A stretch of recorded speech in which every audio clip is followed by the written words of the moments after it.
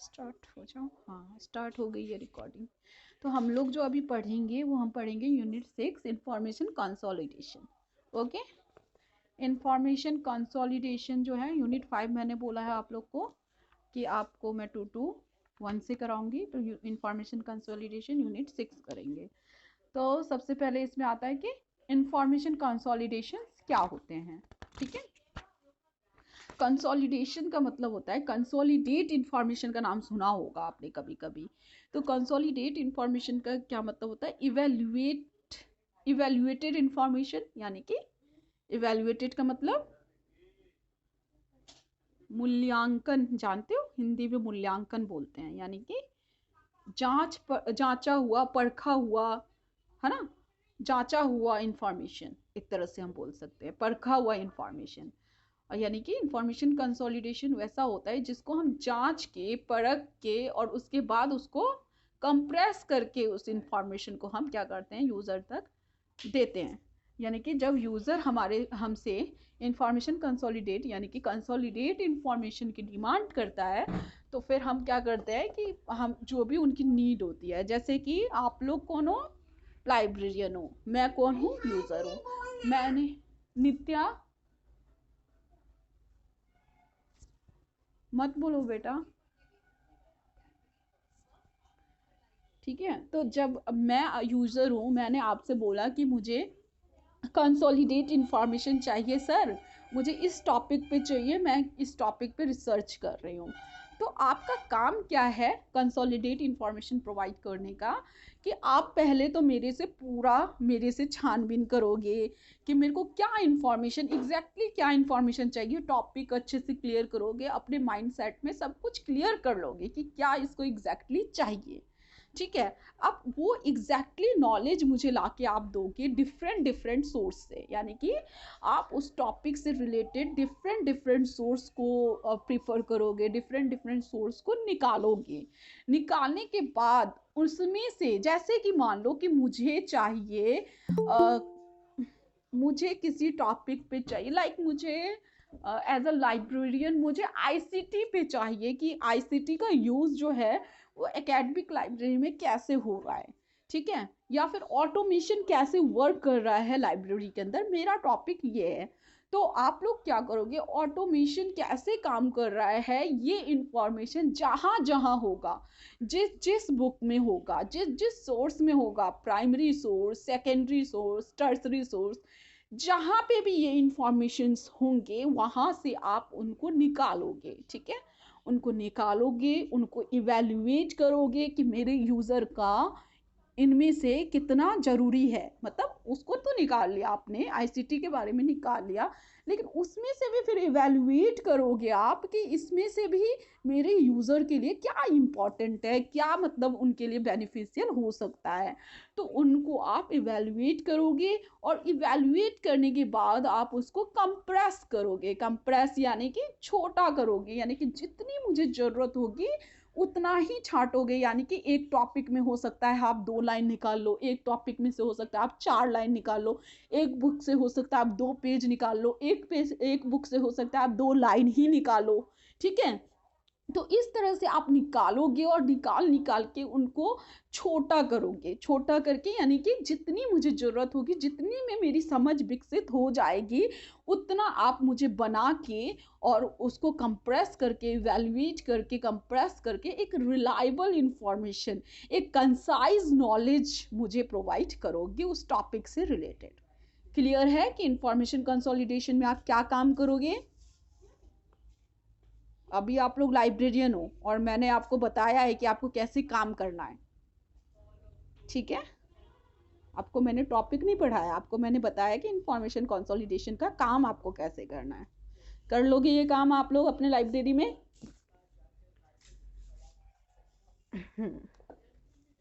यानी कि थोड़ा सा हम पढ़ते हैं कि इंफॉर्मेशन कंसोलिडेशन क्या है, इवेल्युएटिंग एंड कंप्रेसिंग नॉलेज, यानी कि इंफॉर्मेशन को हम इवेल्युएट करते हैं, उनको कंप्रेस करते हैं, हम रिलेवेंट डॉक्यूमेंट निकालते हैं और उन डॉक्यूमेंट से हम रिलायबल और कंसाइज नॉलेज निकाल के अपने यूज़र को देते हैं।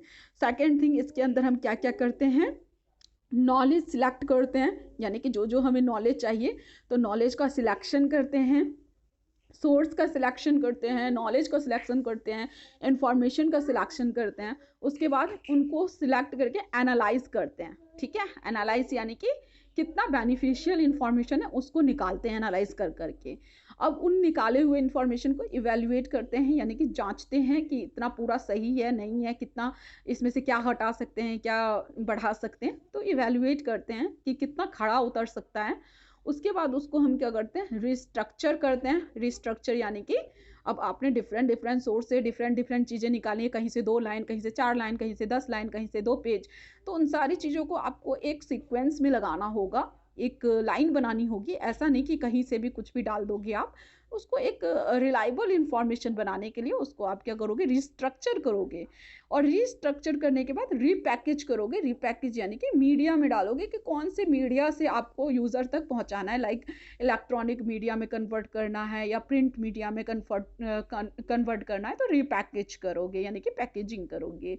और उसके बाद उसको आप क्या कर दोगे, डेसिमिनेट कर दोगे अपने यूज़र तक। और किस लिए ऐसा कर रहे हो आप, अपने यूज़र के लिए कर रहे हो, उनके प्रॉब्लम को सॉल्व करने के लिए कर रहे हो, उनके इमीडिएट डिसीजन, उनको इमीडिएट कुछ चाहिए, कुछ इन्फॉर्मेशन चाहिए, उस वजह से कर रहे हो, उनकी इन्फॉर्मेशन नीड को फुलफिल करने के लिए आप ये काम कर रहे हो। That is information consolidation. Clear है इतना?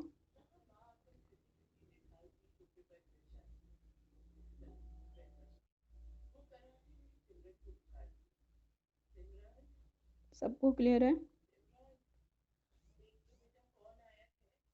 आप लोग मेरे नोट्स देखना चाहते हो कि मैंने कैसे नोट्स बनाए थे?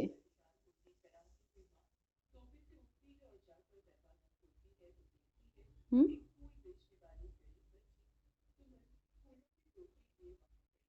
ठीक है, तो मैं 2 to 8 का नोट्स आप लोग को भेज दूंगी। ठीक है, इस चैप्टर के भी नोट्स होंगे उसके अंदर, तो वो मैं भेज दूंगी। लेकिन मेरे नोट्स पे मत रिलाई करना। अगर मेरे नोट्स पे आप एंड टाइम में रिलाई करोगे तो वो ज़्यादा बेटर होगा, कि मेरे नोट्स ना सिर्फ रिवीजन के लिए हैं, तो उस पर रिलाई मत करना। आप अपना जैसे बनाते हो आप वैसे ही बनाना, बस एक आइडिया ले सकते हो मेरे नोट्स से। ठीक है, हाँ, मेरे नोट्स आप एक दिन में 10 बार पढ़ सकते हो, ऐसा नोट्स है सारे चैप्टर।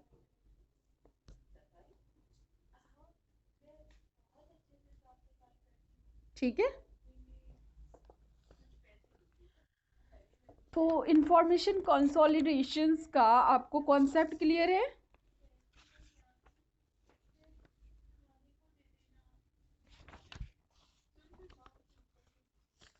बोलो।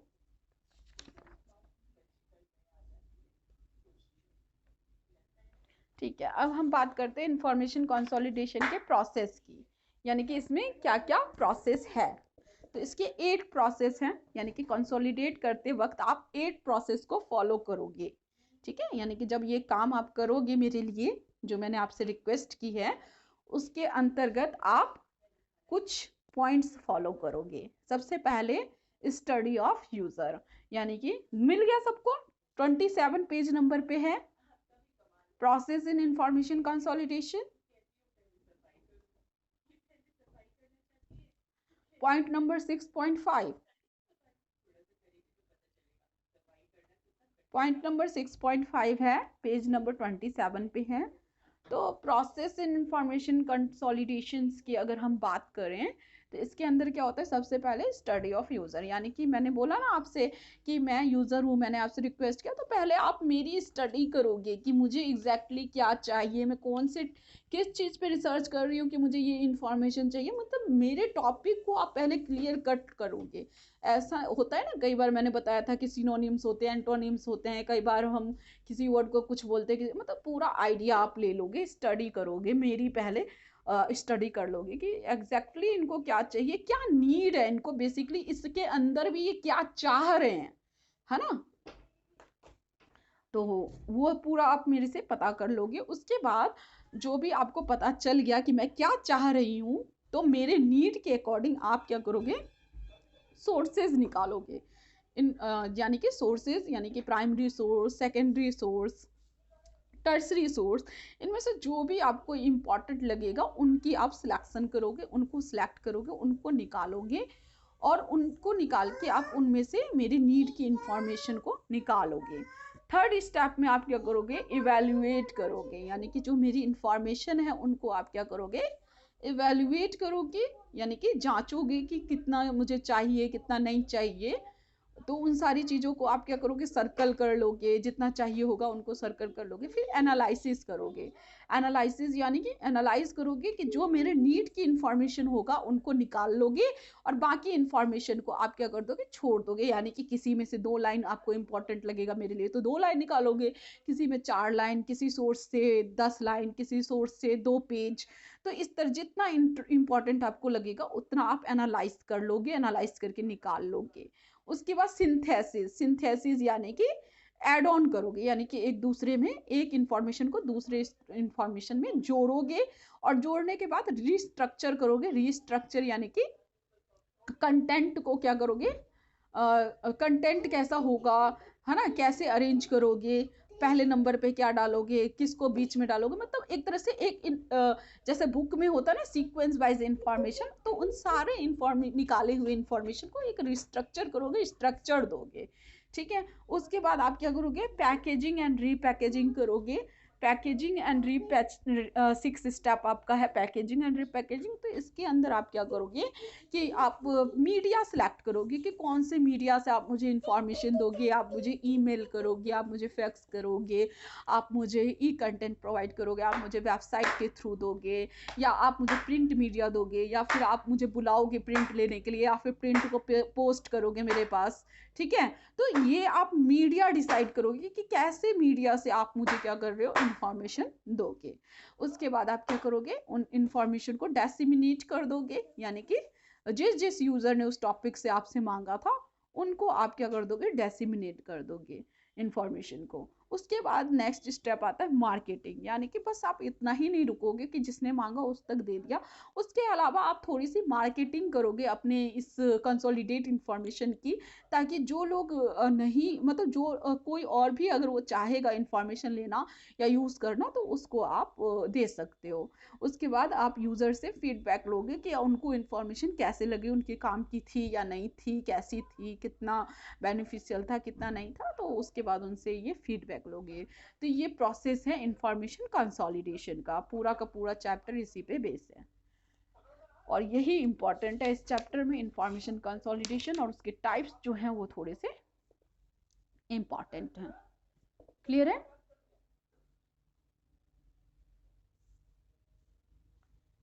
क्लियर है? ये मैं ऐसी बोलती चली गई खाली। मुझे कभी कभी लगता है कि मैंने इतना लंबा चौड़ा भाषण दे दिया और पता नहीं किसी को समझ में आया या नहीं, सब जगे ही हुए हैं या सो गए।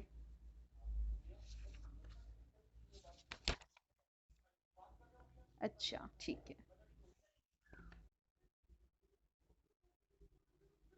रीस्ट्रक्चरिंग मतलब करते हैं कि हम जो इंफॉर्मेशन एक्सट्रैक्ट किया, हमने जो इंफॉर्मेशन निकाला है ना, उनको रीस्ट्रक्चर करते हैं, यानी कि एक स्ट्रक्चर प्रोवाइड करते हैं।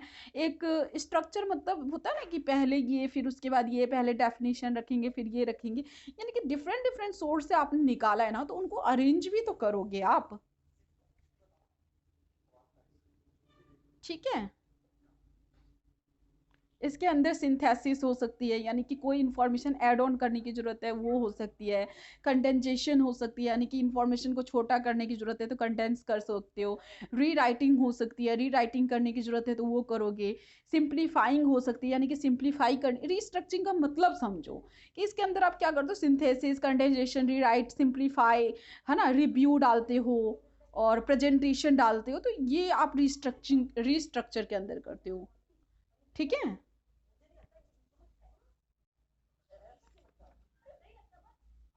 ठीक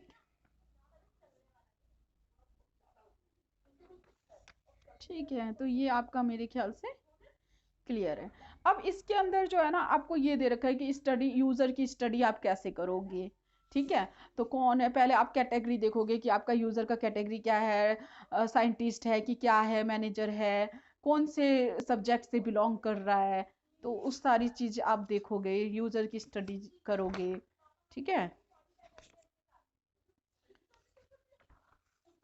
तो इन सारे स्टेप को आपको ना ब्रीफ कर रखा है। तो इन स्टेप को आप क्या करोगे, कुछ होमवर्क भी होना चाहिए। तो ये सारे स्टेप आप क्या करोगे, घर से पढ़ के आओगे, मतलब अभी भी तो घर में ही हो, मतलब क्लास के बाद आप लोग पढ़ोगे। और पढ़ने के बाद इन स्टेप में से जो स्टेप आपको समझ में नहीं आएंगे, उन स्टेप को मैं फिर से आपको दोबारा से समझाऊंगी। कर लोगे इतना काम? आवाज नहीं आ रही मुझे।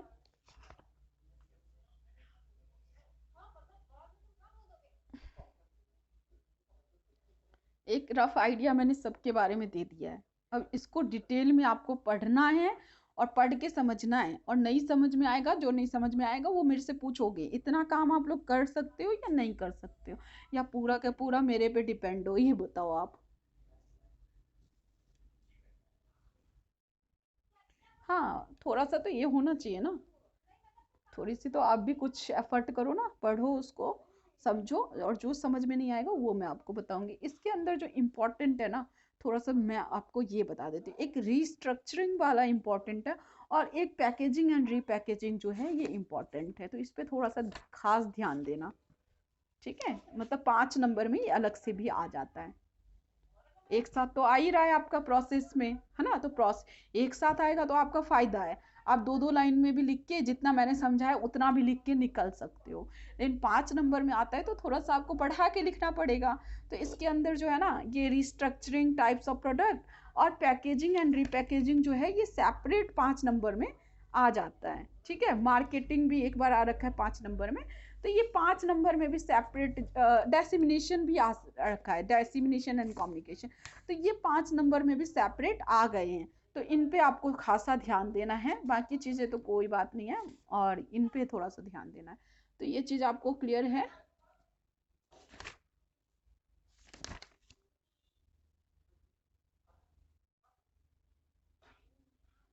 ठीक है।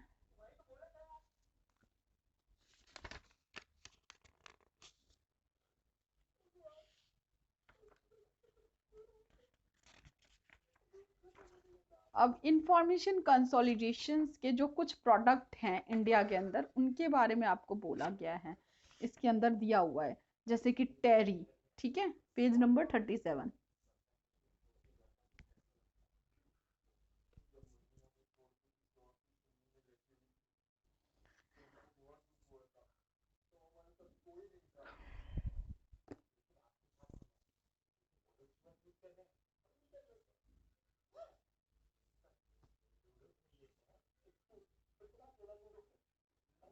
मिला? क्या हुआ? एनर्जी डाउन लग रही है आप लोग की, ऐसा लग रहा है जैसे। क्या बात है, क्यों एनर्जी डाउन है?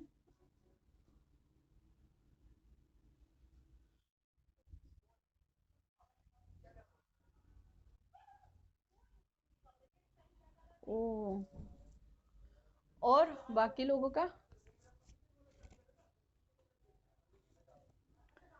अगर एग्जाम है तथागत, तो अगर लीव वगैरह चाहिए होगा तो बता देना, तो फिर मैं उस दिन क्लास नहीं लूंगी, ठीक है। हाँ। और सोनम भी आज कुछ नहीं बोल रही हैं, रोशन नहीं बोल रहे हैं, कोई नहीं आज कुछ बोल रहा है, चेतना भी नहीं बोल रही है। क्या बात क्या है, संदीप भी चुप है। क्यों एनर्जी डाउन है आप लोग की?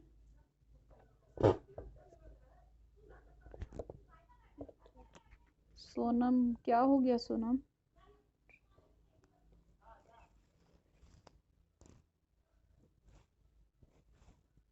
सोनम, क्या हो गया आपको?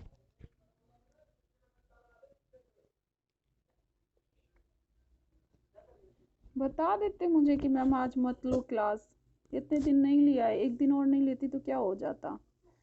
अब स्टूडेंट मेरे हैं ही नहीं, तो मुझे अच्छा नहीं लगता है क्लास लेने में।